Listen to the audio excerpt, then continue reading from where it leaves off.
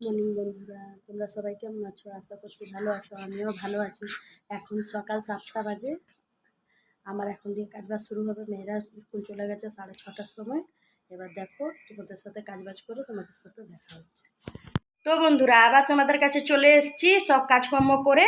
মায়ে যে চান করে পূজা দিয়ে নিয়েছে, আমি এবার চান করে রান্না বান্না করব। দেখো, আমার ঘরের সব কাজবাজ হয়ে গেছে। আমার দু মেয়ে পড়ছে।